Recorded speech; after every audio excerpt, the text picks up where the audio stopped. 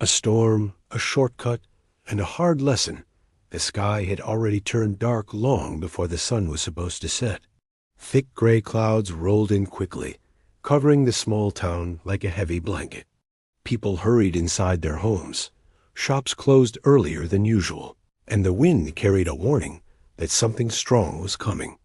For most people, it was a quiet evening to stay indoors and wait for the weather to pass.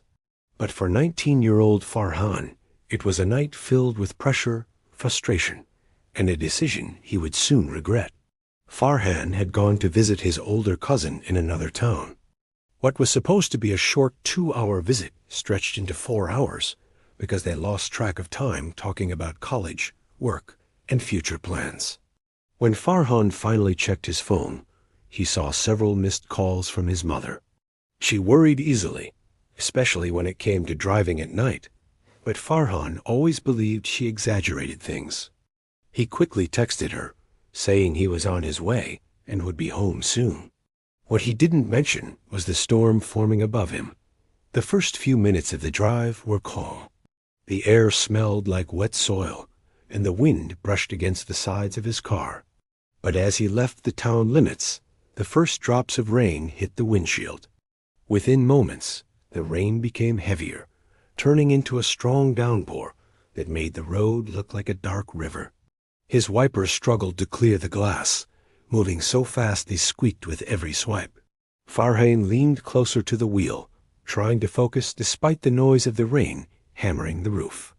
He turned on the radio, hoping it would distract him, but the broadcast was filled with storm warnings. A reporter announced that heavy rainfall had created dangerous road conditions and advised everyone to avoid driving unless necessary. Great timing, Farhan muttered.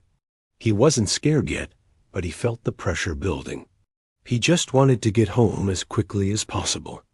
The highway he was on was long and slow, the kind that stretched for miles with no real scenery except fields and empty land. The storm made it worse. Cars were crawling, their headlights barely visible through the curtain of rain. Farhan tapped his fingers on the steering wheel impatiently. He hated slow traffic and hated feeling stuck even more. He remembered something his cousin had mentioned earlier, a shortcut that cut through a small forested road and reconnected back to the main highway. It's faster, his cousin had said, but drive carefully at night. It's not well lit. In good weather, that shortcut would save at least 20 minutes. In a storm like this, it was risky. But Farhan was already tired, and he knew his mother was waiting anxiously. He hesitated for a moment, watching the red brake lights of the cars ahead. The storm wasn't letting up, and the idea of getting home faster started to feel tempting. I'll be careful, he told himself. It's just a few kilometers. He took the next exit and turned onto the shortcut road. The difference was immediate. There were no streetlights, no shops, and no houses, just tall trees bending with the force of the wind. The rain sounded louder here, hitting the narrow road with even greater force. The path twisted left and right, and the wet ground glistened like black glass. Farhan gripped the wheel tighter. The shortcut suddenly didn't feel like a shortcut anymore. It felt like he had entered a different world, one where everything was dark, silent, and unpredictable. A branch fell somewhere in the distance, making him jump slightly. The headlights caught the shaking leaves and the misty fog floating above the road. His breathing grew heavier, and the sound of thunder cracked across the sky like someone tearing a giant piece of cloth. Still, he kept going. He was halfway through, and turning back felt pointless. As he drove deeper into the road, he noticed the curves becoming sharper. The signs that warned drivers about slippery roads had raindrops sliding down them, reflecting the light in a distorted way. The tires struggled to hold on to the wet surface, and every small turn felt like a risk. Farhan slowed down more, but the storm was making everything harder. He tried wiping the inside of the windshield with his sleeve because it was starting to fog up. The car felt smaller, as if the storm was pushing it from all sides. His heart beat faster each time the wind shook the vehicle. Suddenly, his phone buzzed in the cup holder. He glanced at it and saw "Annie calling" written on the screen. He thought about picking it up, but another sharp turn came, forcing him to keep both hands on the wheel. He let the call ring, telling himself he would call her back once the road straightened. But the road didn't straighten. Instead, it curved again, this time steeper and more sudden. Farhan pressed the brakes lightly, but instead of slowing down smoothly, the car slid a little. A flash of panic hit him. The back tires shifted, and the car drifted slightly toward the edge of the road. He steadied the wheel. "It's okay," he whispered to himself. "Just slow down. Just breathe." But the storm was only getting stronger. The rain became heavier, hitting the windshield so hard it felt like thousands of tiny stones. The trees swayed violently, and occasional flashes of lightning lit up the entire road for half a second, giving him quick, startling glimpses of how narrow the path truly was.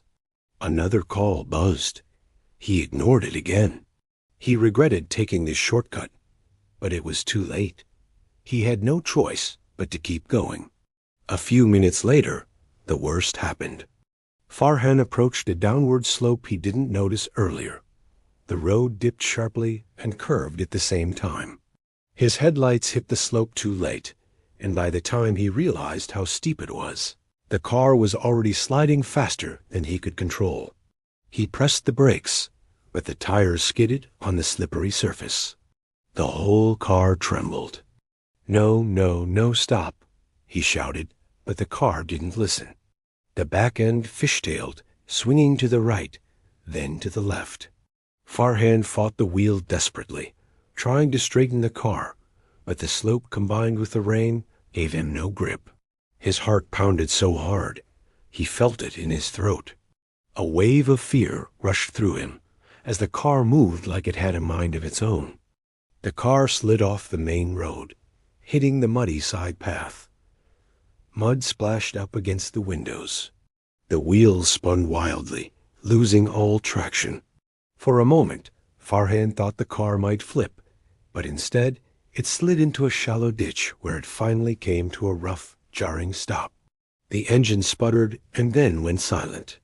For a long moment, Farhan just sat in the driver's seat, his hands frozen on the steering wheel, his breath shaking uncontrollably. The storm roared outside, but inside the car, everything felt quiet, almost too quiet. His body trembled from the shock, and his eyes filled with tears he didn't expect. He wasn't hurt, but he was shaken to his core. The reality of what could have happened hit him harder than the crash. He could have been stuck deeper in the forest. The car could have flipped. Someone could have been coming from the opposite direction. 100 things could have gone wrong, and he had never felt so lucky to be alive. His phone buzzed again. This time he reached for it with trembling hands. It was his mother calling, again and again. He answered. "Amy?" His voice broke as soon as he spoke. "I'm okay. I'm okay, but I made a mistake." His mother's voice was filled with panic and relief at the same time. "Where are you? Why didn't you pick up? Are you hurt?" "I took a shortcut," he admitted. "I shouldn't have. I thought it would save time. I'm stuck in a ditch. The storm. It's really bad." His mother's breath shook through the phone. "Stay where you are. I'm calling your uncle. We're coming to get you. Don't move." Farhan nodded, even though she couldn't see him. He leaned back in the seat, closing his eyes as the storm continued outside. He realized how his impatience, his desire to reach home quickly, had nearly put him in real danger. He felt ashamed for not listening to the warnings, for ignoring the safe road, for rushing instead of thinking. It took almost an hour for his uncle and a rescue team to reach him because the storm made driving slow and difficult. When they finally arrived, the headlights of their truck lit up the ditch. Farhan stepped out of the car, soaked and shivering, but grateful. His uncle hugged him tightly and held his shoulders firmly, as if making sure he was really there. "You're lucky," his uncle said softly. "Very lucky," Farhan nodded. He knew it. As the storm began to calm, they pulled the car out and slowly made their way back home. Farhan sat silently in the back seat, listening to the soft breathing of his mother beside him. She kept looking back to make sure he was okay. He didn't say much, but his silence carried 1,000 emotions: fear, relief, regret, and gratitude.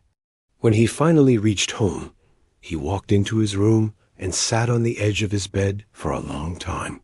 He replayed the entire night in his mind: the storm, the shortcut, the slope, the ditch. He realized how easily one decision could change everything, how quickly a moment of impatience could lead to disaster. Before sleeping, he whispered to himself, "Never again." The lesson stayed with him forever. The moral of the story is clear. Shortcuts are not always safe, especially during dangerous conditions. Sometimes the longer path is the wiser one. Patience on the road can save your life, and ignoring warnings can lead to consequences you never imagined. Farhan learned that night that reaching home safely is always more important than reaching home quickly.